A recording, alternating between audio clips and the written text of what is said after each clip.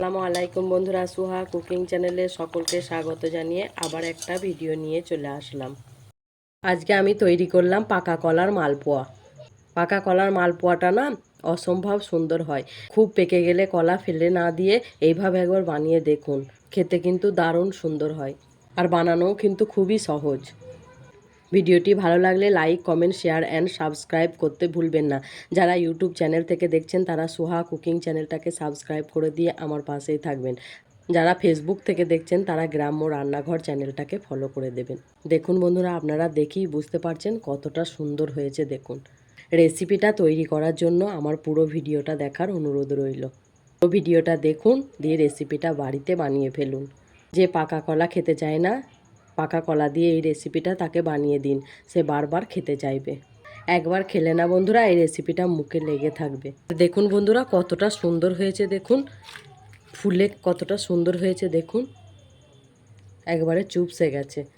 আর আপনাদেরকে একটু ছিঁড়ে দেখাচ্ছি। দেখুন, খেতেও যেমন টেস্টি হয় না, ভেতরটা দেখুন বন্ধুরা, একবারে পুরো ফাঁপা, কিচ্ছু নেই। একবার বানিয়ে দেখুন বন্ধুরা, তারপরে আমাকে কমেন্টের মাধ্যমে জানাবেন। তাহলে চলুন বন্ধুরা, ভিডিওটা দেখতে থাকুন। এখানে আমি নিয়েছি 4টে পাকা কলা। কলাগুলো খুব পেকে গেছে, খেতে ইচ্ছা করছে না, কিন্তু পাকা কলা দিয়ে একটা দারুণ স্বাদের মুখরোচক রেসিপি আপনাদের সঙ্গে আজকে শেয়ার করতে যাচ্ছি। ফেলে না দিয়ে এইভাবে একবার রেসিপিটা ট্রাই করে দেখবেন, দেখবেন খেতে খুব ভালো লাগবে। 4টে পাকা কলা নিয়ে নিয়েছি। প্রথমে পাকা কলাগুলোকে আমি ছাড়িয়ে নেব।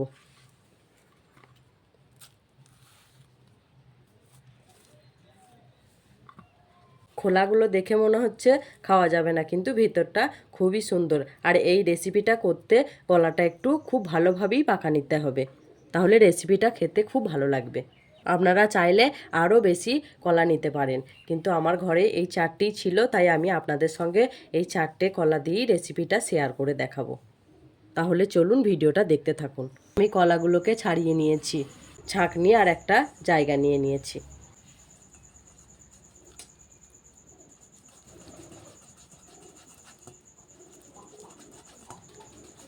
এভাবে আমি কলার শিরাটাকে বার করে নেব।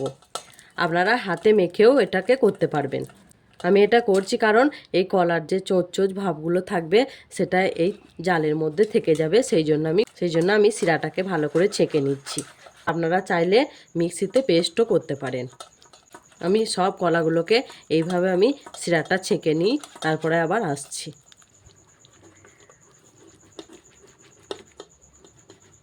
দেখুন বন্ধুরা, আমি কলা থেকে সব শিরাটা বার করে নিয়েছি। দেখুন, আর দেখুন কত নোংরা বার হয়েছে। এটা ছেঁকে নিলে না রেসিপিটা খেতে খুব সুন্দর হবে। রেসিপিটা করার জন্য আমি গুড় ব্যবহার করব। আপনারা চাইলে চিনিও ব্যবহার করতে পারেন। গুড়টাকে আমি ছেঁকে নেব। গুড়ের মধ্যে তো অনেক কিছু থাকে বন্ধুরা, আর অবশ্যই চিনি অথবা গুড় দিলে আপনারা পরিমাণটা স্বাদ মেপে দেবেন। কোনো পরিমাণে লবণ।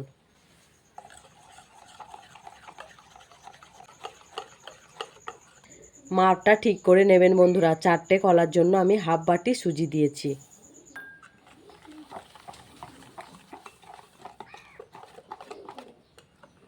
আর যে বাটিতেই সুজি নিয়েছিলাম সেই বাটি মেপেই 1 বাটি আমি ময়দা নেব।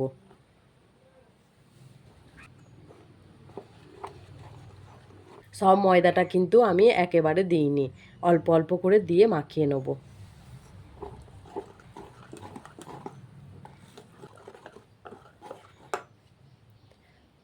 আরও এই হাফ বাটিটা অ্যাড করছি।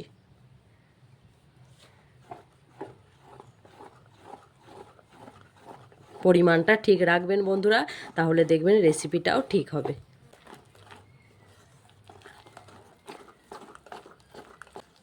ময়দাটা দিয়েও আমি কিছুক্ষণ ধরে ভালো করে ফেটিয়ে নিয়েছি। এবারে যে বাটিতেই আমি ময়দাটা দিয়েছিলাম সেই বাটি মেপেই 1 বাটি দুধ নিয়েছি। এবার অল্প অল্প করে দুধটা দেবো আর মিশ্রণটা তৈরি করে নেব।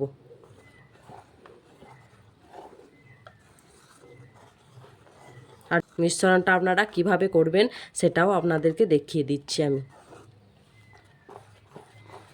একবারে দুধটা দিলে না বন্ধুরা ব্যাটারটা পাতলা হয়ে যেতে পারে, সেই জন্য অল্প অল্প করে দুধটা দিতে হবে আর মিশ্রণটা তৈরি করে নিতে হবে। আরও আমি একটু দুধ দিয়ে দেবো।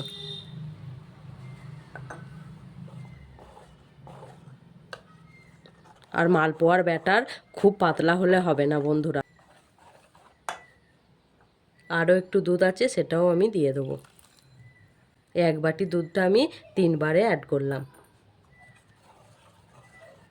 আপনারা মিশ্রণটা করে নেবেন।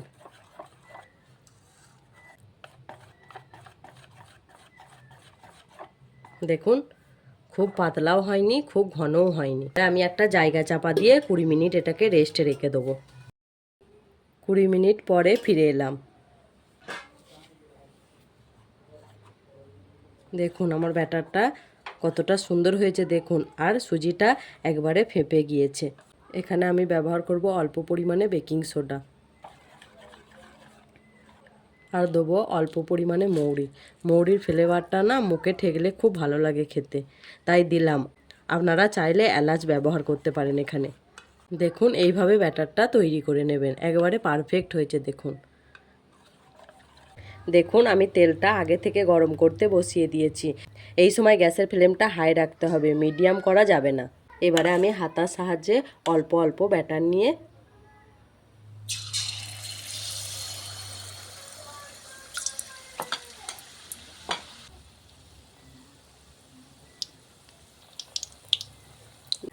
দেখুন বন্ধুরা কতটা সুন্দর ফুলেছে দেখুন। এবারে আমি উল্টে নেব, আস্তে আস্তে করে এইভাবে এপিট ওপিট করে উল্টে নেবেন। দেখুন কতটা ফুলেছে দেখুন।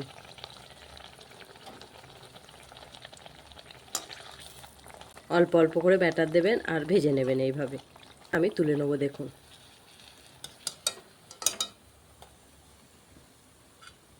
ওই একইভাবে আমি আর একবার দিয়ে নেব।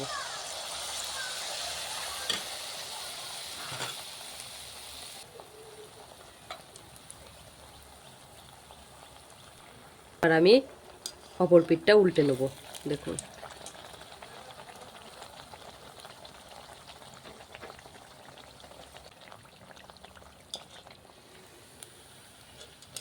এভাবে এপিট ওপিট করে ভেজে নেবেন।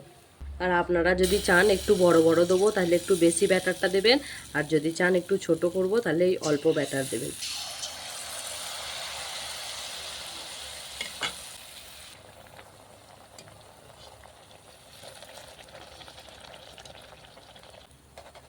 তাহলে চলুন বন্ধুরা আমি সবগুলোকেই একইভাবে ভেজে নিই, তারপরে আবার আসছি। দেখুন বন্ধুরা আমার সব ভাজা হয়ে গিয়েছে, আমি নামিয়ে নিয়েছি। দেখুন কতটা সুন্দর হয়েছে দেখুন একবার দেখুন।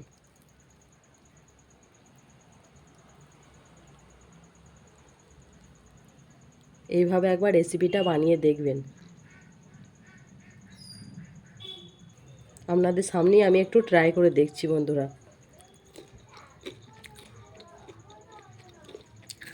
সেই টেস্ট, একবার না রেসিপিটা বানিয়ে না খেলে না বন্ধুরা বুঝতে পারবেন না আপনারা যে কতটা সুন্দর হয় এটা খেতে। আর দেখুন আমি একটু লালচে পাড়া করে ভেজে নিয়েছি, আপনারা চাইলে একটু হালকা করেও ভেজে নিতে পারেন, আবার খাওয়ার সময় গরম করবেন।